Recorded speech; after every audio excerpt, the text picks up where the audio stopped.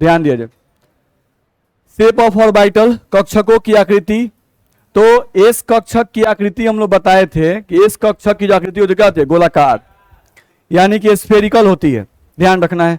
ठीक है, स्फेरिकल में भी सिमेट्रिकल स्फेयर कहा जाता है, यानी सममित गोलाकार, नहीं सममित गोलाकार। तो सममित गोलाकार का मतलब होता है कि एक ऐसा गोला नहीं जिसका फैलाव एक्स एक्सिस की तरफ, वाई एक्सिस की तरफ और जेड एक्सिस की तरफ बराबर हो।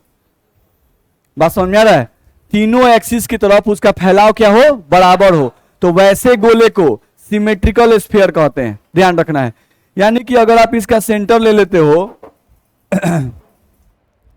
अगर इसका सेंटर हम लेते हैं, मान लो यहां से इसका सेंटर ले लिए कि हम लोग का सेंटर है, तो इसके सेंटर से जितना इसका एक्स एक्सिस का फैलाव है उतना ही इसका वाई एक्सिस का फैलाव हो और उतना ही इसका जेड एक्सिस का फैलाव हो, ध्यान रखना है। यानी कि आप अंदर चले गए, बीच सेंटर पर आ गए और बीच सेंटर पे आने पर अगर तीनों तरफ उसका फैलाव बराबर है नहीं, तो ये हम लोग का किसका आकृति है, एस कक्षक का। यानी एस कक्षक के जो इलेक्ट्रॉन होते हैं वो एक्स एक्सिस की तरफ भी मूव करते हैं, वाई एक्सिस की तरफ भी मूव करते हैं और जेड एक्सिस की तरफ भी मूव करते हैं। इसीलिए आप देखिएगा तो इसके लिए जो एम का वैल्यू आया था वो कितना आया था, 0। आपको अगर याद हो तो हम लोग लिखते थे कि ए उपकक्ष लिखते थे और ए उपकक्ष लिख के हम लिखते थे कि ए उपकक्ष के लिए एल का मान क्या होता है, 0, और एल बराबर 0 के लिए आपको एम का मान क्या आता है, 0। तो एम जो है ये हमें क्या बताता है, दिशा नहीं, ओरिएंटेशन, यानी कि इलेक्ट्रॉन किस दिशा में मूव कर रहे हैं इसकी जानकारी ये देता है। तो एम का वैल्यू अगर 0 आ गया तो हम लोग कहे थे कि यहां पर इसकी दिशा नहीं बताई जा सकती है, क्योंकि ये एक दिशा में, इस उपकक्ष के जो इलेक्ट्रॉन है वो एक दिशा में मूव नहीं कर रहे हैं। उसके इलेक्ट्रॉन कभी एक्स एक्सिस में भी है, वाई एक्सिस में भी है, जेड एक्सिस में भी है नहीं, तो उसके इलेक्ट्रॉन जो है क्या किसी एक दिशा की तरफ प्रवाहित हो रहे हैं, नहीं हो रहे हैं। तो जब वो एक दिशा की ओर प्रवाहित नहीं होंगे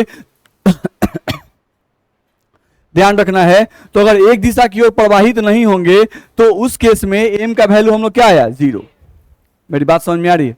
ठीक है, तो यहां से हम लोग को ध्यान रखना है। तो फिलहाल हम लोग के लिए इंपॉर्टेंट क्या है कि इस कक्षक की आकृति कैसी होती है, गोलाकार होती है।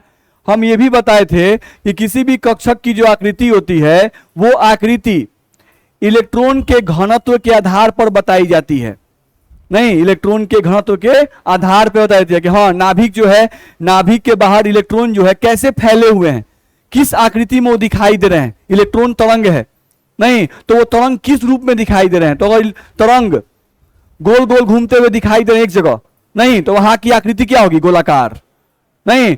तो अलग अलग जगह पर एक ही परमाणु के अंदर जब ध्यान से देखा जाता है नहीं, तो कुछ इलेक्ट्रॉन नाभिक के नजदीक रहते हैं, कुछ इलेक्ट्रॉन नाभिक से दूर रहते हैं, नहीं होंगे ना भाई। जैसे मान लो कोई परमाणु है तो उसमें 1 कक्ष है, 2 कक्ष है, 3 कक्ष है, 4 कक्ष है। अलग अलग परमाणुओं में कक्षों की संख्या अलग अलग होती है, तो अलग अलग कक्षों में इलेक्ट्रॉन होंगे तो अलग अलग कक्षों में इलेक्ट्रॉन होंगे, तो अलग अलग कक्षों में आप इलेक्ट्रॉन का बिहेवियर चेक कीजिएगा ना भाई, नहीं कि इलेक्ट्रॉन कैसे गति कर रहे हैं, वो किस प्रकार के तरंग का निर्माण कर रहे हैं, नहीं। तो जब भी इस कक्षक को देखा जाता था नहीं, तो इस कक्षक में हमेशा इलेक्ट्रॉन गोल गोल घूमते दिखाई दे रहे थे। बात समझ आ रहा है? तो इलेक्ट्रॉन गोल गोल घूमते हुए दिखाई देते थे, इसका मतलब ये मत समझिएगा कि वृत्ताकार कक्ष में नहीं, गोलाकार कक्ष में, ध्यान रखना है। नहीं तो गोलाकार का मतलब 3 डायमेंशनल, ध्यान रखना है। यानी इलेक्ट्रॉन हम लोगों का ऐसे भी घूम रहे हैं, ऐसे भी घूम रहे हैं, बात समझ आ रहा है? नहीं ऐसे भी घूमा और ऐसे भी घूम रहा है, ध्यान रखना है। तो 3 डायमेंशनल फिगर में रोटेट करते हैं, दिक्कत है इसमें, तो ये ध्यान रखना होगा। तो इस कक्षक की आकृति जो होती है वो गोलाकार होती है, हम लोग को ध्यान रखना है। इस कक्षक के कोई पूछता है कि इस कक्षक के इलेक्ट्रॉन की दिशा बताओ, नहीं बता सकते हैं, क्यों? क्योंकि इस कक्षक के इलेक्ट्रॉन एक्स एक्सिस में भी मूव करते हैं, वाई एक्सिस में भी और जेड एक्सिस में भी। कोई एक एक्सिस इनके लिए निश्चित नहीं है, दिक्कत है। चलो अगले पर आते हैं। अगला हम लोग देखें अगर, तो अगला हम लोग का लिखा है पी कक्षक की आकृति, नहीं तो जो पी कक्षक होता है उस पी कक्षक की आकृति जो होती है वो डंबल की तरह होती है, नहीं, किसकी तरह होती है? डंबल। तो डंबल दो आप एग्जाम्पल बोलते हैं। डंबल का मतलब एक तो डमरू होता है, नहीं कैसा डमरू? जो शिव जी का डमरू होता है, देखते हैं ऐसे बजाया जाता है, नहीं कुछ इस तरह का होता है, नहीं यहां से पकड़ लिए ऐसे बजा रहे हैं। या नॉर्मल डंबल जो आप जिम में यूज करते हो, नहीं नॉर्मल जो डंबल आप जिम में यूज करते हो कुछ उस तरह का ही होता है, बस में आ रहा है, नहीं यूज करते हैं, रहता है ना, नहीं तो उसको भी आप बोल सकते हो, ध्यान रखना है। तो पी कक्षक की जो आकृति होती है उनकी आकृति डंबल बताई जाती है। तो डंबल क्यों बताई जाती है? नहीं तो पी कक्षक, जहां पर हम पी कक्षक को मानते हैं वहां पर इलेक्ट्रॉन जो है वो ऐसे मूव करते हुए दिखाई देते हैं भाई। यानी यहां से शुरू किए, नहीं हम लोग दूसरा कलर ले ले थोड़ा सा, देखो इलेक्ट्रॉन जो है वो ऐसे मूव करते हुए दिखाई देते हैं, यानी ऐसे गया, ऐसे आया, फिर ऐसे मूव करता हुआ जाता है,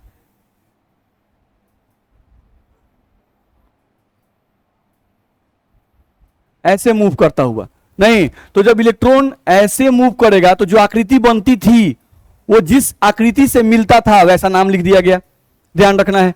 नहीं तो पी कक्षक के जो इलेक्ट्रॉन है, पी कक्षक को जहां हम लोग मानते हैं कि परमाणु में यहां पी कक्षक है, वहां पे इलेक्ट्रॉन कैसा डेंसिटी दिखाता है, कैसा मोशन दिखाता है, तो जैसा वो मोशन दिखाता है उसके आधार पर उसकी आकृति का नाम लिख दिया गया। तो पी कक्षक की आकृति होती है डंबल। नहीं तो डंबल का मतलब क्या बोल रहे हैं? जनरली डमरू बोल रहे हैं, ध्यान रखना है।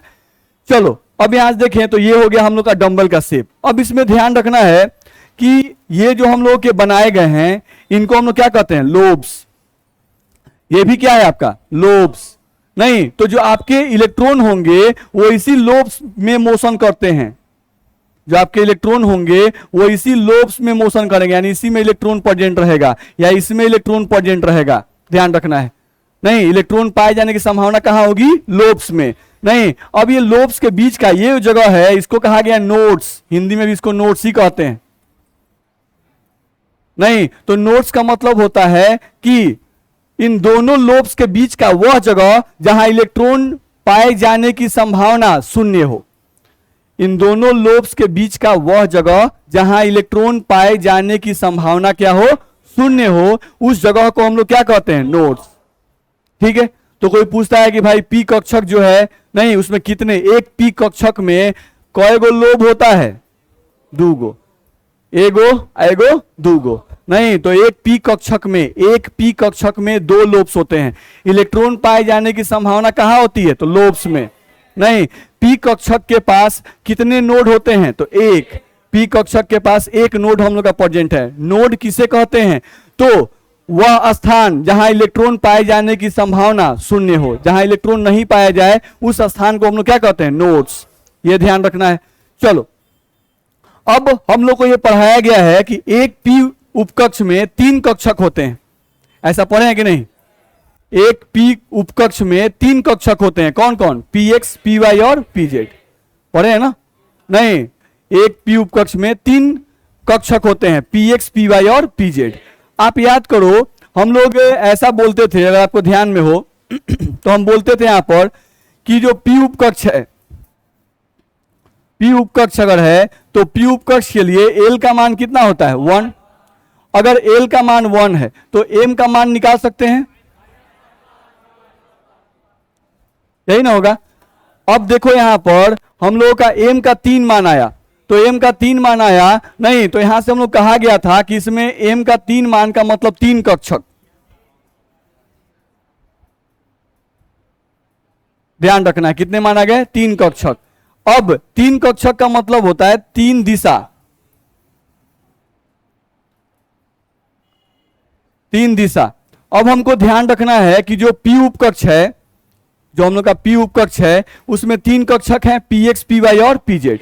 नहीं तो अब हमको यह केयर करना है कि जो पी उपकक्ष में उपस्थित इलेक्ट्रॉन हैं वो अपने आप को 3 दिशाओं में सजाते हैं।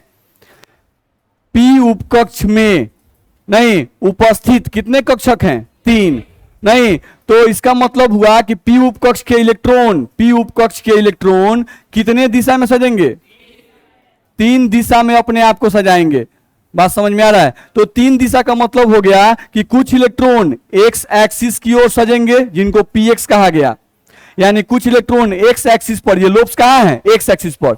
अगर हम बोले पी एक्स का फोटो बनाओ, देखो ये जो हम ऊपर फोटो बनाए हैं ये जो हम लोग ऊपर फोटो बनाए हैं ये पी कक्षक की आकृति है, एक पी कक्षक की, बस में और पी कक्षक होते कितने हैं? 3, पी एक्स पी वाई और पी जेड। तो अगर पी एक्स लिखा हुआ है तो पी एक्स का मतलब हुआ कि इस पी कक्षक के लोब्स कहां होंगे? एक्स एक्सिस पर। नहीं तो इसके लोब्स अभी कहां है? एक्स एक्सिस पर। अगर हम पी वाई लिखते हैं भाई, नहीं तो वहां भी 2 ही लोब्स होंगे, जैसा इसका आकृति है वैसा ही इसका भी आकृति होगा। नहीं, बस अंतर क्या है कि अब इसके लोब्स कहां होंगे? वाई एक्सिस पर। इसके लोब्स कहां होंगे? जेड एक्सिस पर। अब इसको हम मान लिए कि भाई ये आपका वाई एक्सिस है और ये जो है हम लोग का जेड एक्सिस है। दिक्कत है? नहीं।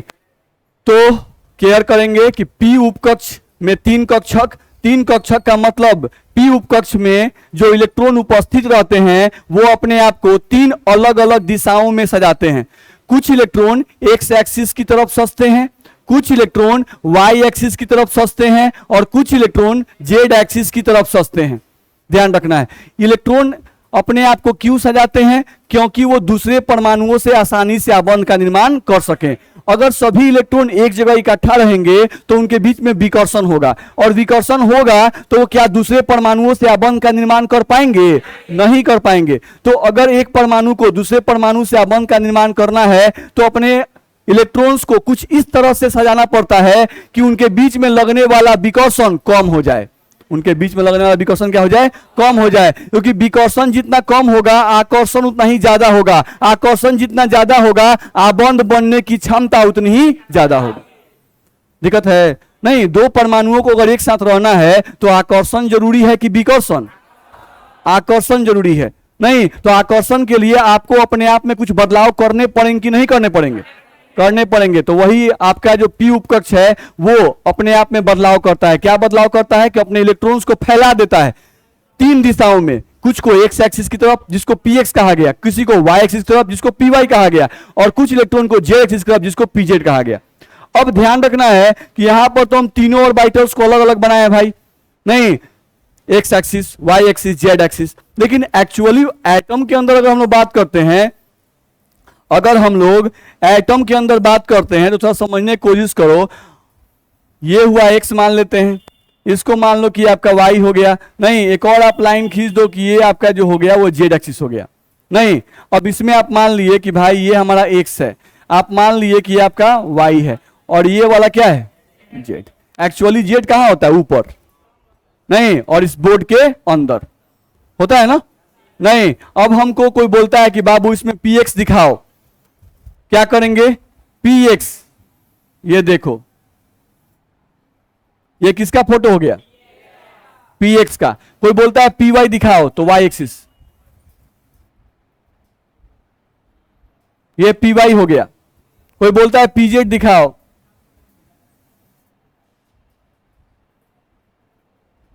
होगा ये आ गया पी एक्स, ये आ गया पी वाई। तो ये तीनों अलग अलग थोड़े ना रहते हैं, ये तीनों तो एक साथ रहते होंगे। बात समझ में आ रहा है? नहीं। अब यहां पर हम लोगों को ये हो गया आपका जो एक्स एक्सिस पे जो लोब्स है वो पी एक्स कहलाएगा, जो वाई एक्सिस पे लोब है वो पी वाई कहलाएगा, जो जेड एक्सिस पर होगा वो पी जेड कहलाएगा। और ये तीनों एक साथ रहेंगे अलग अलग? एक साथ रहेंगे। बात समझ आ रहा है? ठीक है। तो हम लोग जो फोटो बनाए वो आपको अलग अलग समझाने के लिए बताए, लेकिन ये तीनों कहां रहेंगे? एक साथ रहेंगे। इस बात में दिक्कत है?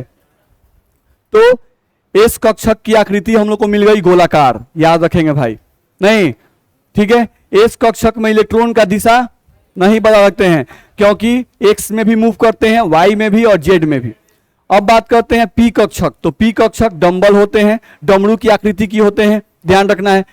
अब पी कक्षक नहीं कितने तरह के होते हैं, यानी पी उपकक्ष में जो इलेक्ट्रॉन है वो कितनी दिशाओं में सजते हैं? तो 3 दिशाओं में, एक्स एक्सिस, वाई एक्सिस और जेड एक्सिस।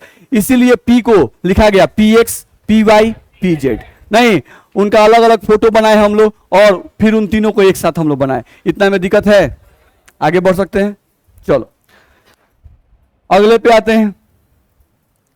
अगला हम लोग देखें अगर, तो हम लोग को बताया जा रहा है डी कक्षक की आकृति। नहीं, तो अगर डी कक्षक की आकृति की बात करें तो उसमें लिखता है डबल डंबल।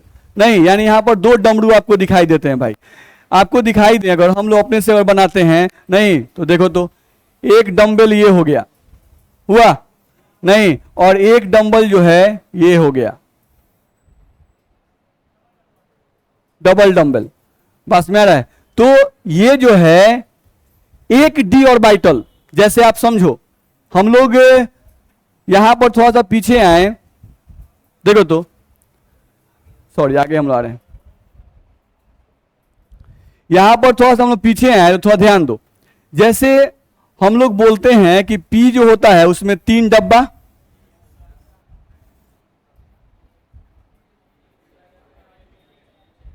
ऐसा लिखते हैं कि नहीं। अब ये जो एक डब्बा है, इस एक डब्बे का ये आकृति है पीएक्स। इस डब्बे का जो रियल स्ट्रक्चर है वो ये है पी वाई, और जो पीजेड है उसका स्ट्रक्चर ये है। नहीं, हम लोग डिब्बा से दिखाते हैं, लेकिन एक्चुअली इन डब्बों की आकृति कैसी होती है, डंबल। नहीं, आइए तीनों एक साथ रहते हैं, पीएक्स पी वाई पीजेड, जिसको आप अभी देखें यहां पर। नहीं, इस तरह से पीएक्स पी वाई पीजेड को आप देखें कि नहीं देखे, तीनों एक साथ आ गए। अब हम लोग बात करते हैं, देखो तो डी ऑर्बिटल की बात कर रहे हैं, तो आप बात करो, अगर हम लोग बात करें तो एक डी उपकक्ष में कितने कक्षक होते हैं, 5। एक डी उपकक्ष में 5 कक्षक होते हैं भाई। क्यों? क्योंकि आप जानते हो, आप यहां से जानते हो, हम लोग यहां पे निकाल, देखो यहां बनाते हैं हम लोग को बताया गया कि डी के लिए एल का मान कितना होता है, 2। तो अगर एम का मान निकालेंगे तो -2, -1, 0, +1 और +2 आएगा। तो यहां से हम लोग कितना मान आया, 5 मान। तो 5 मान आया था, तो 5 मान का मतलब हुआ 5 कक्षक। नहीं, और 5 कक्षक का मतलब होता है 5 दिशा। तो इसका मतलब यह हुआ कि जो डी उपकक्ष होते हैं वो अपने इलेक्ट्रॉन को 5 दिशाओं में सजाते हैं। नहीं, 5 अलग अलग दिशाओं में सजाते हैं डी उपकक्ष के इलेक्ट्रॉन। नहीं, और उन दिशाओं का नाम भी दिया गया था DXY, DYZ, DZX, DX2Y2 और DZ2, ऐसा दिया गया था। दिक्कत है? नहीं, तो ये 5 हम लोग को डायरेक्शन में अरेंज करता है, DXY, DYZ, DZX, DX2Y2 और DZ2, ध्यान रखना है। अब आप डी उपकक्ष के लिए अगर 5 ऑर्बिटल हैं तो 5 ऑर्बिटल को आप 5 डब्बों से दिखाते हैं कि नहीं। ये हम लोग का डब्बा होता था, 1, 2, 3, 4, ये 5 डब्बे हुए कि नहीं हुए। और इसमें जो एक डब्बा है, नहीं, जिसको आप मान लो इसको बोल रहे हो DXY, एक को बोल रहे हो DYZ, एक को बोल रहे हो DZX, नहीं, एक को बोल रहे हो DX2Y2 और एक को बोल रहे हो DZ2, बोल रहे हैं। तो मेरे कहने का सेंस यहां पर यह है कि यहां पर जो एक डब्बा है, किसी भी एक डब्बे को ले लो, नहीं, तो किसी भी एक डब्बे को आप लेते हो तो ध्यान रखना है कि यहां पर इस एक डब्बे की आकृति होती है डबल डंबल। तो बनाने के लिए हम लोग बड़ा आसानी से बना देते हैं कि चलो एगो डिब्बा बना दिए, कक्षक को दिखाना है भाई तो डब्बा से दिखाना है, एगो डब्बा बना दिए कि देखो एगो डब्बा, 2 डब्बा, 3। लेकिन एक्चुअली जब DXY को देखा जाता है कि भाई DXY की आकृति कैसी होती है, नहीं, तो उसकी आकृति कैसी दिखाई देती है, डबल डंबल। अब समझो कि भी डबल डंबल, भी डबल डंबल, भी डबल डंबल, भी डबल डंबल, नहीं, भी डबल डंबल, और 5 गो डबल डंबल, सब एक साथ रहता है। नहीं, तो क्या 5 का फिगर एक साथ बनाना पॉसिबल है?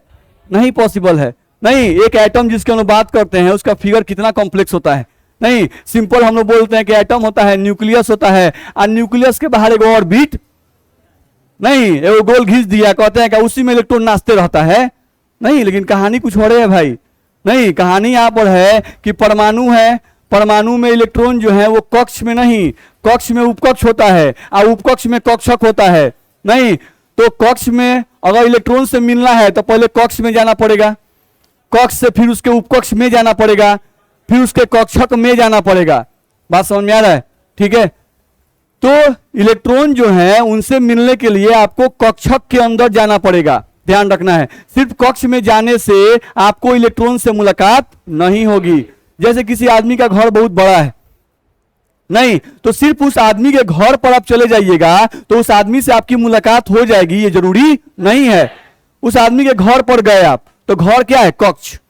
नहीं, अब उस घर को आप खोलते हैं तो उसमें घुस गया, उसमें बहुत सारा रूम है भाई। नहीं, तो रूम बहुत सारा यानी क्या है? उपकक्ष। अब उस आदमी को खोजना है तो पता करना पड़ेगा उसका कौन सा रूम है। नहीं, तो उस रूम में पहुंचिएगा, फिर उस रूम को जब खोलिएगा तो उसमें कितना बेड लगल है। नहीं, अब वो बेड में से कौन सा बेड पर है, नहीं, देख रहे हैं, एगो डी रूम खोल रहे हैं तो डी रूम में 5 गो बेड लगल है। अब 5 गो बेड लगल है, नहीं अब इस पांचों बेड में से कौन सा बेड पर भेंट करना है भाई, तो मान लीजिए डीजेड बेड, यानी तीसरा नंबर बेड पर पहुंचना है, तो डीजेड पर पहुंचिएगा, तो डीजेड भी ये गो बेड नहीं है, यहां भी गड़बड़े है, ये डीजेड में अब 4 गो लोब्स है, नहीं अब इन चारों में से कौन एगो में होगा, मेरी बात समझ में आ रही है, नहीं तो यहां से हम लोग अगर देखें अगर, तो एटम का जो फिगर हम नॉर्मली बोल देते हैं कि भाई बड़ा सिंपल है, नहीं एक्चुअली वो सिंपल नहीं है, एक्चुअली बहुत कॉम्प्लेक्स है, बात समझ में आ रहा है, नहीं तो यहां पर हम लोग जो बोल रहे थे, अब नहीं किसी किसी के दिमाग में आता है कि अच्छा 5 गो डिब्बा, तो पांचों का आकार ऐसा नहीं तो ध्यान रखना, इसमें एक डब्बे का आकार ऐसा, फिर इसका भी आकार ऐसा, फिर इसका भी ऐसा, तो पांचों का कितने लोब्स हो जाएंगे भाई, 10। एगो के पास कय गो लोब है, 4 गो, गधा यहां पर कय गो है, 4 गो, तो 5 गुना 4 20 हो जाएगा, बात समझ में आ रहा है, नहीं तो ये इसका स्ट्रक्चर इस तरह से होता है। अब इतना में दिक्कत है, चलो अब यहां से थोड़ा ध्यान देते हैं हम लोग, समझने की कोशिश करो। अगर आपको कोई कहता है कि भाई dxy है हम लोगों का dxy है, तो dxy के लिए आपको हम बता चुके हैं, dxy के लिए आपको हम बता चुके हैं, क्या बताए हैं कि dxy में आपके जो इलेक्ट्रॉन होंगे वो कहां होंगे, xy प्लेन में, नहीं इलेक्ट्रॉन xy प्लेन में उपस्थित होंगे,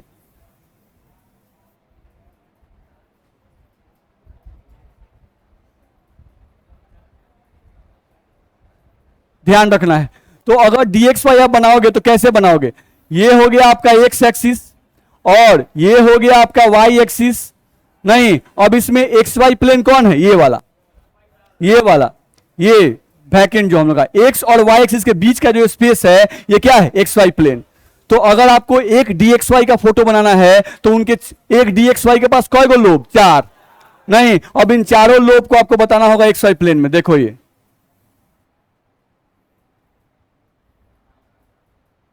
अब ये हो गया आपका dxy होगा, नहीं अगर हम लोगों को dy/z खींचना हुआ भाई तो फिर वहां पे एक्सिस खींचो, नहीं अब यहां से हम लोग मान लेते हैं dy/z खींचना है तो एक एक्सिस को आप y मान लो इसको y मान लेते हैं, इसको क्या मान लेते हैं, z मान लेते हैं, बस में क्योंकि z एक्सिस को हम ऊपर करके खींच के दिखाएंगे, बस में है। तो हम मान लिए कि ये एक्सिस क्या है z और ये एक्सिस क्या है y, तो अब यहां पर yz प्लेन कौन सा होगा, नहीं इसमें दिक्कत है, या ऐसा मान लीजिए ज्यादा अच्छा है, ये मान लीजिए अलग अलग ही मानिए, ये कर लीजिए।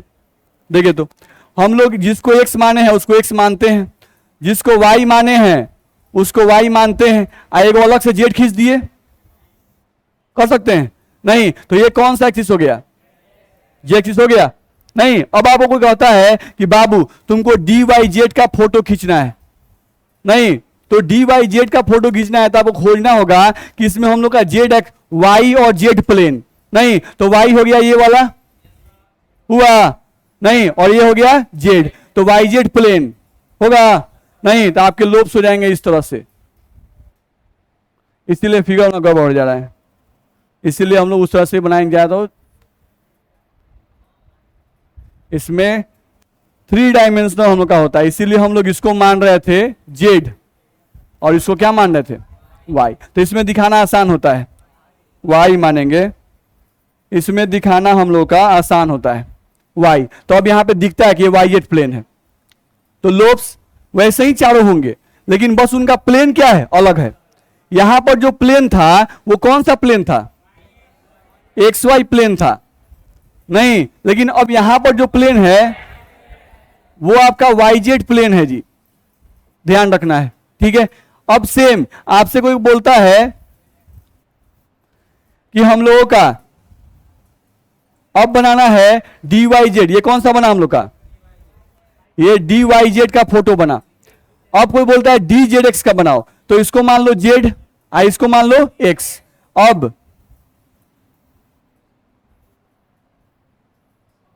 ये आपका हो गया dzx होगा, तो z और x एक्सिस के प्लेन में प्रेजेंट रहे तो dzx हो गया। अब हमको बनाना है यहां से d x square y square, इसका बनाना है। तो फिर से एक्स एक्सिस वाई एक्सिस ध्यान रखना है। अब d x square y square का फोटो बनाओगे तो इसका लोब्स एक्सिस पर एक्स एक्सिस और वाई एक्सिस पर रहेगा, तो ये फोटो हो जाएगा किसका, डी एक्स वाई का। अब याद रहे कि डी एक्स वाई में जो लोब्स होते हैं वो एक्सिस पर होते हैं, प्लेन में नहीं है। ये सब देखो, क्या एक्सिस पर है, एक्सिस पर है, एक्सिस पर है नहीं, ये कहाँ है, एक्सिस पर नहीं। तो यहां पर ध्यान रखना है, तो फोटो सबका हम लोग को ध्यान में होना चाहिए। तो ये d x square y square का ये हम लोग का फोटो होता है, इसमें दिक्कत है नहीं। अब इसमें एक और हम लोग का बच गया डीजेड स्क्वायर, डीजेड स्क्वायर। तो डीजेड स्क्वायर का फोटो जो होता है वो कुछ अलग ही होता है, ध्यान रखना है। ये हो गया आपको, इसको जेड एक्सिस मान लो, नहीं अब इसका जो लोब्स होता है वो जेड एक्सिस पर ही होता है।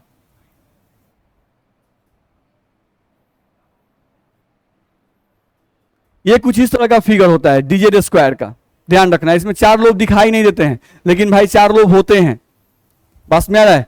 जैसे आप हायर क्लास में जाओगे तो हम लोग कैसे बोलते हैं, श्रोडिंगर समीकरण बताया गया था ना। श्रोडिंगर समीकरण जो है वही एक्चुअली क्वांटम मैकेनिक्स के बारे में बताता है, ध्यान रखना है। तो आगे चल के आप जब पढ़िएगा तो आगे आपको मालूम चलेगा कि जो डी उपकक्ष होते हैं इनमें 5 नहीं 6 कक्षक होते हैं, 5 नहीं 6 कक्षक होते हैं, आगे चलकर हम लोग को मिलेगा।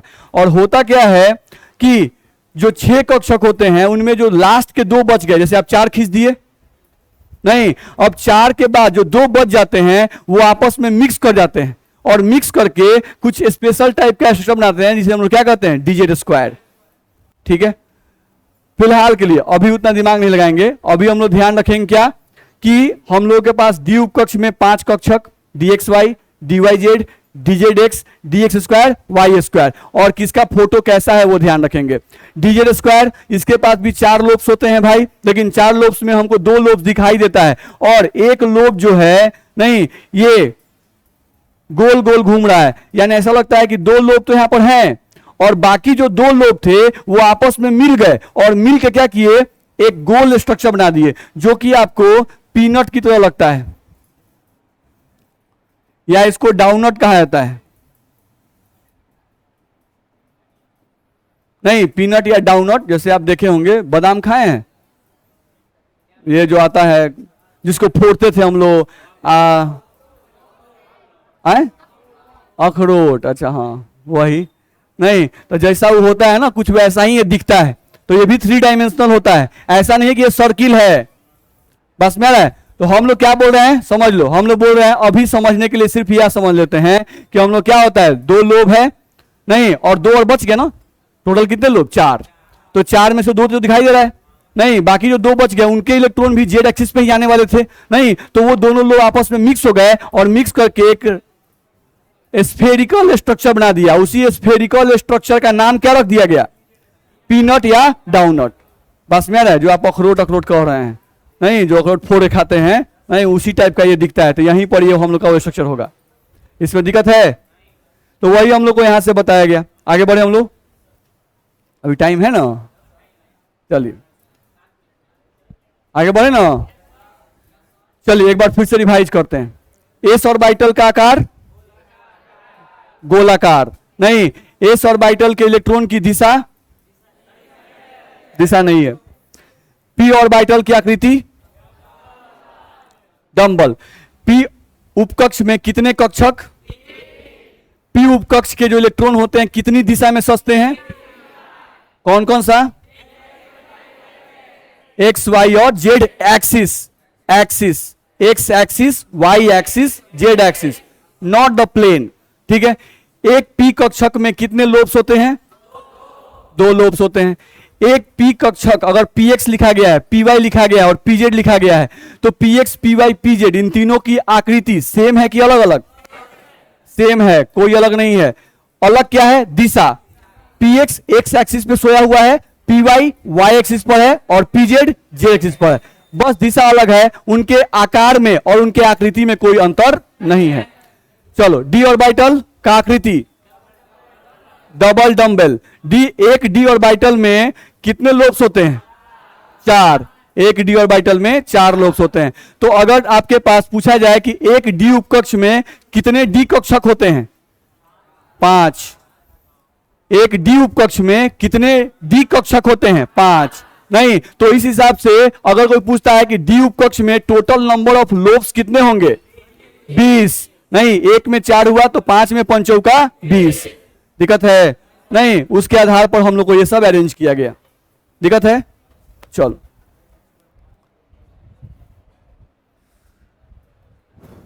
अगले पॉइंट पे आए।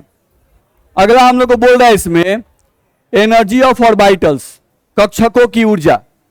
नहीं, तो कक्षकों की ऊर्जा के बारे में देखना है। तो सबसे पहले आया है energy of uni electronic species. नहीं, तो यूनी इलेक्ट्रॉनिक का मतलब होता है, हम अगर इसको हिंदी में लिखें तो इसका मतलब होता है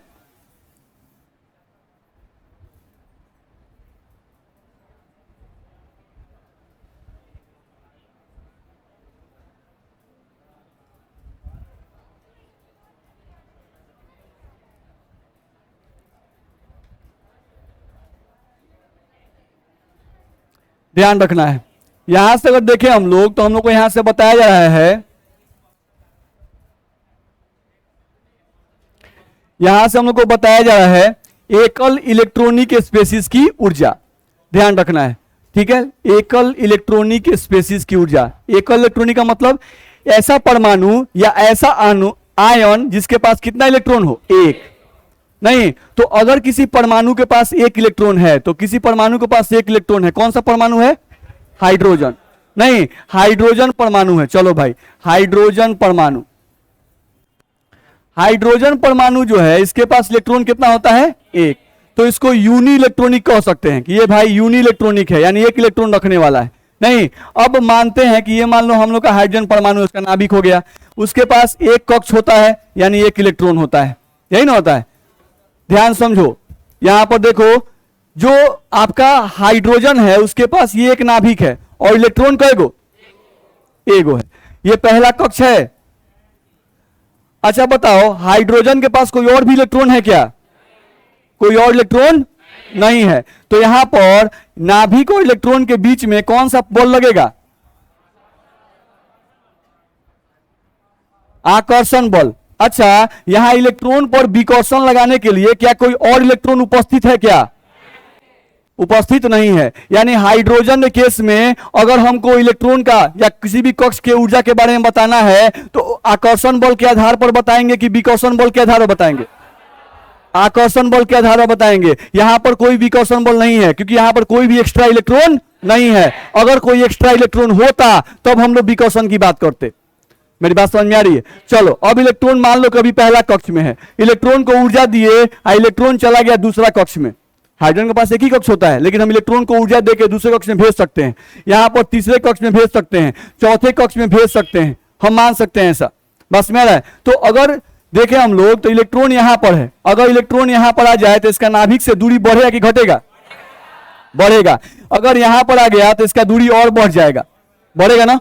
नहीं, तो जैसे जैसे इलेक्ट्रॉन का नाभिक से दूरी बढ़ेगा, ध्यान सुनिए, जैसे जैसे इलेक्ट्रॉन का नाभिक से दूरी बढ़ेगा वैसे वैसे नाभिक और इलेक्ट्रॉन के बीच में लगने वाले आकर्षण बल का मान बढ़ेगा कि घटेगा, घटेगा। नहीं, क्योंकि दूरी बढ़ेगा तो नाभिक और इलेक्ट्रॉन के बीच का आकर्षण बल घट जाएगा। नहीं, जितना ही इलेक्ट्रॉन नजदीक रहेगा, प्लस और माइनस जितने नजदीक रहेगा, आकर्षण बल उतना ही ज्यादा रहेगा। नहीं, आप प्लस माइनस में दूरी बढ़ गया तो आकर्षण बल क्या होगा, कम हो जाएगा। आप अपने गार्जियन के ज्यादा नजदीक रहिएगा तो उनके आकर्षण बल में रहिएगा। नहीं, ज्यादा ठीक से आप रहिएगा और गार्जियन से दूर हो जाइएगा, यानी आकर्षण बल कम हुआ तो आप फ्री हो जाइएगा। बात समझ में आ रहा है? अब चलो ध्यान समझो, नाभिक जो है वो इलेक्ट्रॉन को यहां पे नजदीक है, तो इलेक्ट्रॉन जब नाभिक के नजदीक रहता है यहां पे आकर्षण बल ज्यादा है, तो जब आकर्षण बल ज्यादा होगा तो यहां पर इलेक्ट्रॉन जो है वो ज्यादा अस्थायी होगा, ज्यादा अस्थायी होगा, इलेक्ट्रॉन यहां पर ज्यादा अस्थायी होगा। जैसे आप अपने पापा के साथ हैं, नहीं तो पापा के साथ आप रहिएगा तो अस्थायी रहिएगा। अस्थायी का मतलब है कि ज्यादा उछल कूद नहीं कीजिएगा, एकदम सीधा बच्चा की तरह रहिएगा, रहेगा नहीं। नहीं, बैठो, हाँ पापा, चलो खड़ा हो जाओ, खड़ा हो गया, हाँ पापा, होता है कि नहीं, बस में। जबकि एक्चुअली में सीधुआ आप है नहीं, ऐसा होता है कि नहीं। अब चलो, अगर तो अस्थायी का मतलब क्या होता है भाई, आप एकदम जैसे बोला जाए वैसे कीजिए तो आप अस्थायी हैं। नहीं, अब नाभिक से इलेक्ट्रॉन का दूरी बढ़ गया भाई, तो अगर दूरी बढ़ गया आकर्षण बल घट गया, जैसे आपका अपने गार्जियन से दूरी बढ़ गया, नहीं तो आपका कोई दोस्त कहे बैठो तो बैठ जाइएगा, बोलेगा ज्यादा नहीं होता है, बस समझ रहे हैं। तो आपका जो है नाभिक से अगर दूरी बढ़ जाए, नहीं तो आकर्षण बल घट गया, तो आपका जो अस्थायित्व है ये बढ़ेगा कि घटेगा, आपका स्टेबिलिटी घट जाएगा। यानी कि इधर से इधर जाने पर, इधर से इधर जाने पर इलेक्ट्रॉन का स्टेबिलिटी क्या होता है, घटता है जी, घटेगा कि नहीं घटेगा। अच्छा, हम लोग ये जानते हैं, पहले भी हम लोग बताए हैं कि एनर्जी और स्टेबिलिटी में कैसा संबंध होता है, उल्टा संबंध होता है कि नहीं होता है। जिस चीज का स्टेबिलिटी ज्यादा होगा उसका एनर्जी कम होगा, और जिसका स्टेबिलिटी कम होगा उसका एनर्जी ज्यादा होगा। अभी बताइए कि इधर से इधर जा रहे हैं तो इलेक्ट्रॉन का स्टेबिलिटी क्या हो रहा है, तो अगर स्टेबिलिटी घटेगा तो एनर्जी बढ़ेगा, तो नाभिक से दूर जाएंगे तो इलेक्ट्रॉन का एनर्जी क्या होगा, इलेक्ट्रॉन का एनर्जी भाई बढ़ेगा। बोलिए इसमें दिक्कत है, कह सकते हैं ना। नहीं तो हम यहां पर खाली काची का चर्चा किए, आकर्षण बल का। क्या दूसरे परमाणुओं में इस आधार पर ऊर्जा निर्धारित किया जा सकता है, नहीं, दूसरे परमाणु में आप निर्धारित इसके आधार पर नहीं करते। काहे कि दूसरा परमाणु लीजिएगा भाई तो उसके पास 1 गो 2 गो 3 गो कक्ष आ गया, इसमें भी इलेक्ट्रॉन आ जाएगा, इसमें भी 2-4 गो इलेक्ट्रॉन आ गया, इसमें भी कुछ इलेक्ट्रॉन भर गया, नहीं तो अब क्या होगा, नाभिक का आकर्षण बल भी लग रहा है इन पर, और साथ साथ ये सब इलेक्ट्रॉन जो है वो सब क्या कर रहा है, इस पर विकर्षण बल लगा रहा है कि नहीं लगा रहा है, लगा रहा है। तो क्या यहां पर सिर्फ आकर्षण बल के आधार पर ऊर्जा निर्धारित कर दीजिएगा, नहीं। तो जिस परमाणु के पास एक इलेक्ट्रॉन रहे, जिस परमाणु के पास या जिस आयन के पास एक इलेक्ट्रॉन रहे, उसका ऊर्जा निर्धारित करने के लिए आप ये मेथड अप्लाई कर सकते हैं, बस समझ में आ रहा है। लेकिन जिस परमाणु के पास एक से ज्यादा इलेक्ट्रॉन आ जाएगा उसमें आकर्षण पर भी सोचना पड़ेगा और विकर्षण पर भी सोचना पड़ेगा, और उन दोनों के आधार पर जो नेट रिजल्ट निकलेगा उसके आधार पर आप बताइएगा कि ऊर्जा बढ़ेगा कि घटेगा। मेरी बात समझ में आ रही है, नहीं तो हम लोग को यह ध्यान रखना होगा कि इलेक्ट्रॉन की ऊर्जा का बढ़ना और घटना आकर्षण विकर्षण दोनों के नेट रिजल्ट पे डिपेंड करता है। हम लोग यूनि इलेक्ट्रॉनिक स्पेसीज में, एकल इलेक्ट्रॉनिक स्पेसीज में खाली आकर्षण बल के आधार पर ऊर्जा बताए, काहे कि इसमें एक ही इलेक्ट्रॉन होता है, कोई और इलेक्ट्रॉन उपस्थित नहीं रहता है जो उस इलेक्ट्रॉन पर विकर्षण बल लगाए। कुछ बुझाया? चलिए तो आज के लिए इतना ही।